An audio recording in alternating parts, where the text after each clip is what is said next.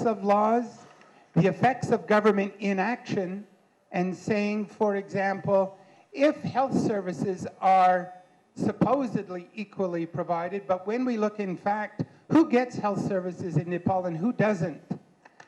If the people of Jajarkot and Rukam have unequal access, in fact, to health services, then that should be seen as a violation of equality, of substantive equality. Similarly, the concept of adverse effect discrimination needs to be explicitly provided for in the Equality Rights Guarantee. That's a provision that says everyone's entitled access to this room, but if in fact there is no wheelchair ramp, then people with disabilities don't have access to the room in a substantive sense. So that notion of adverse effect equality needs to find its way into the Equality Rights Guarantee. Quickly moving along, Article 31 of the current draft is a real problem. And it's a real problem primarily because it's really unclear what it means. Is it a provision that says ESCRs, right to food, right to housing, are directive principles and guidelines, and that government should take steps to think about them? Or is it a principle that reminds government that these are real rights? I've spoken to at least a dozen Nepali lawyers about that, and there is no consensus. So the provision needs to, in my view, either one of two things should happen. Ideally, Article 31 should, and sub 1 and 2 should be removed, because if it simply means these rights are real, well, that's true of all rights, and we don't need to be told that. The alternative approach, and I've set it out on the second last page of my paper, is think the fundamental rights provision should also have an interpretation clause that refers to Nepal's international human rights commitments and that directs courts interpreting the fundamental rights to apply them in a manner which is consistent with Nepal's obligations. This could be a very simple clause inserted, but it provides a bridge between what Nepal has agreed to internationally and what it's committed to domestically. Lastly, and this is a topic which I've put many people to sleep with at parties and other social events, is the idea of fiscal federalism. And that is to say, the federalism aspects of the Constitution, which are crucially important, which are not yet fully known by Nepalis, need to bear in mind the responsibilities and fundamental rights of Nepalis. And let me concretize what I'm talking about. The right to education, the right to housing. When Nepalis read that, they'll say, great. If, for example, the right to housing or the right to education falls on the provincial or the local or state level governments, it will be crucially important that those potentially financially very important obligations are matched by fiscal resources coming from the national government. And so that, in simple terms, that the state level governments have the financial or fiscal capacity to discharge their obligations that have been created by the fundamental rights provisions. And I know this is a bit esoteric, but it's also crucially important. As someone who comes from a country where this is an ongoing source of debate, I would just point this out and flag it so that when the Constitutional Committee releases its draft provision, those who are interested in this area need to ask themselves the simple question, does that level of government, which has very important and very costly financial rights obligations, does it have or will it have the financial capacity to discharge those obligations? Thank you very much. Dhanyavad. Thank you, Mr. Vicent Calderhead.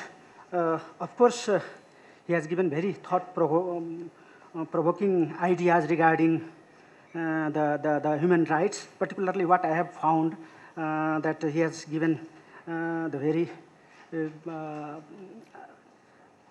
pertinent aspect. He has given very nice argument regarding the protection and promotion of human rights, and he has stated that human rights are of crucial importance, and since we are committed, the Nepalese are committed to human rights, so they are to have a due consideration regarding the human rights. The other point he has raised is the right to equality. And the third point he has stated is that social injustice is found so far as the protection and promotion of human rights are concerned in the Nepalese perspective, and he has stated that even in Canada there are several defects so far as the exclusive aspects of the human rights are concerned. Once again, I thank him, and now I duly request Dr. Mario Gomez to have his deliberations on comparative experiences with regard to socio-economic rights. Dr. Gomez, please. I'd like to join the other foreign participants in thanking the organizers for this invitation. It's an honor to be here at this historical moment. One of the features of modern constitution making has been the inclusion of enforceable socio-economic rights together with civil and political rights as part of a larger Bill of Rights. Whereas many previous constitutions, especially those in the global south, place socio-economic rights as part of a non-enforceable principles of state policy, many modern constitutions now give both categories of rights equal status and make them both justiciable. This trend in modern constitution making reflects some of the developments at the international level. Since the Vienna World Conference in 1993, there have been increasing international attempts to try and give parity of status to both sets of rights, economic and social, as well as civil and political. The adoption of an optional protocol about a year ago by the UN was in some senses a culmination of many of these international efforts. Accompanying the trends at the international level is a huge burst of litigation at the domestic level. In common law countries, in civil law countries, across almost all continents of the world, there's been a flurry of litigation around economic and social rights, and courts are now providing enforceable legal remedies through interpretation of these rights. Now, this has happened in two ways. In countries where there has been no explicit charter on socio-economic rights, courts have recognized rights through a process of interpretation and by implication. South Asia, I think, is a classic example of this approach. Most of the countries of South Asia do not explicitly recognize socio-economic rights, barring a few labor-related rights. Yet the courts of Bangladesh, India, Pakistan, and Sri Lanka have gone ahead and implemented socio-economic rights by way of interpretation and by way of implication.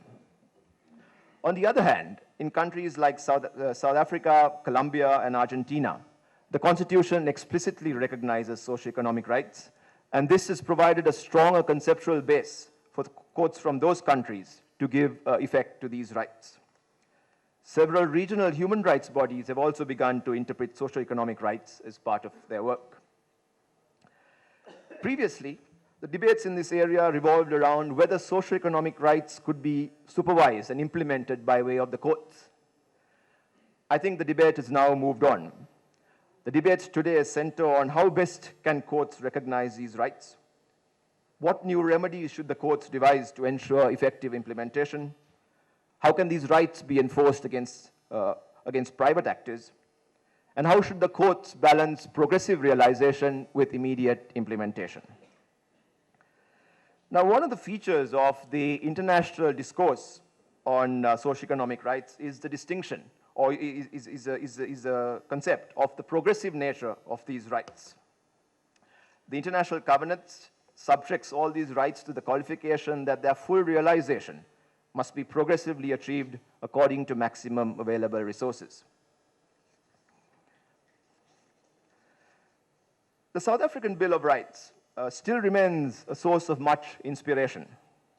Although much has been written and spoken about it, the way the South African Constitution entrenches socio-economic rights provides guidance for any other constitution-making exercise. One of the key points about the South African Constitution is the distinction the Constitution draws between one category of socio-economic rights, which are immediately enforceable, and another set which must be implemented progressively, reasonably, and in accordance with available resources.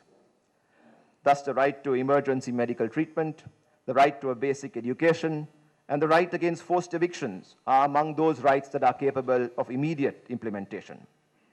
In these cases, the state cannot argue that the lack of resources prevents it from guaranteeing these rights immediately, since the constitutional right is couched in extremely categorical terms.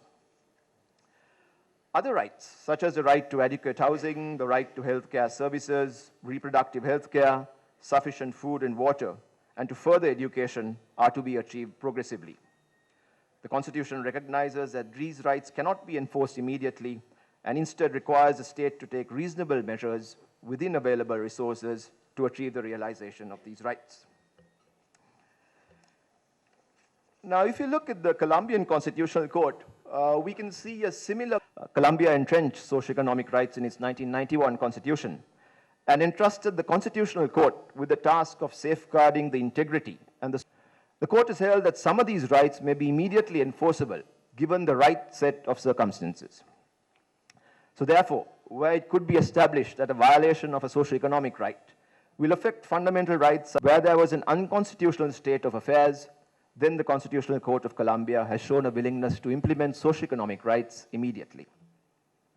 So for example, although the right to social individual or his or her family to take action to remedy the situation, where the state has the possibility to remedy the individual's ability to enjoy minimum conditions of a dignified life, which government conduct cannot sink, and where human dignity is affected, then the courts have shown a willingness to immediately implement socio-economic rights.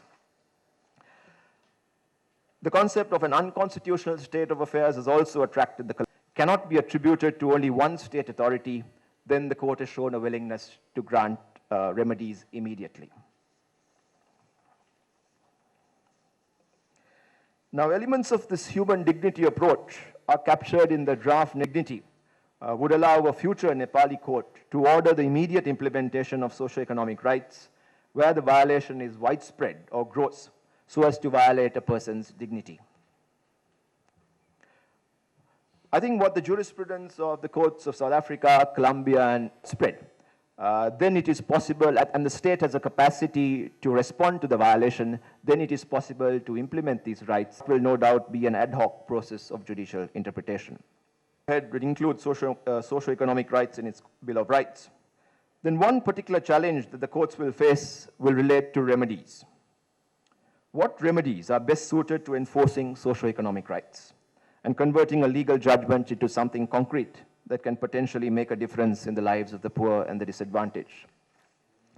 While the courts of South Asia have come up with several important judgments on socio-economic rights over the years, several of these judgments have remained in the law reports and have not been implemented as a matter of practice. One particular issue is, how does the court respond to the case before it, and also deal with many others in similar situations who might not be before the court?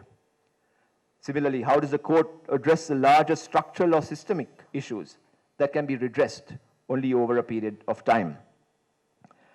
This is illustrated by an Indian case on emergency medical treatment, where a person fell off a train, he sought medical treatment from 4 state hospitals, he was turned down, and then he went to a private hospital and he paid a certain sum of money and he received treatment. Now the Indian court gave him compensation for the sum he had expended at the private hospital. But the Indian court also issued several recommendations on how public hospitals should be able to cope with emergencies. Now, how does the court supervise such orders? How does it respond to the larger systemic issues of public hospitals not being able to respond to emergencies such as this? I think partnerships with independent institutions, such as human rights commissions, gender equality commissions, and other such bodies, may be of use in such circumstances. In some countries, the courts have asked these independent institutions to monitor and supervise their orders, especially where they are complex and involve continuous monitoring over a period of time. I think the group boom case also illustrates this dilemma. Here you had 900 people who came before the Constitutional Court and sought a remedy. But there were obviously in South Africa many group boom type communities who did not come before the court. And when the court gave its order in that particular case, it has to be conscious of the fact that there were many other stakeholders who were not before the court.